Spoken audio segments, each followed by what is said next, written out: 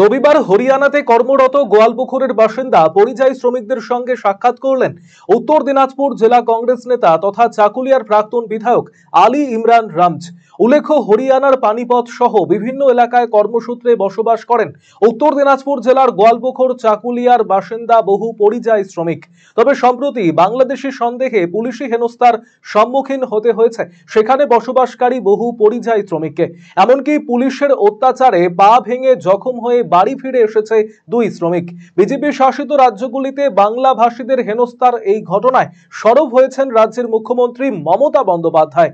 পুলিশি হয়রানিতে বিপাকে পড়া হরিয়ানায় বসবাসকারী শ্রমিকদের সঙ্গে এদিন দেখা করেন আলী ইমরান রামজ। হরিয়ানার কৃষ্ণা গার্ডেনে সকলের সঙ্গে দেখা করে খোঁজ নেবার পাশাপাশি তাদের সহায়তা প্রদানেরও আশ্বাস দিয়েছেন তিনি।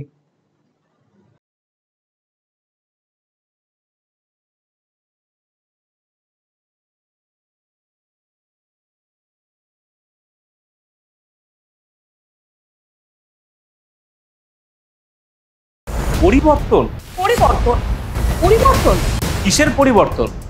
কোথায় পরিবর্তন? হ্যাঁ, আরসিটিভির সংবাদে আসতে চলেছে পরিবর্তন।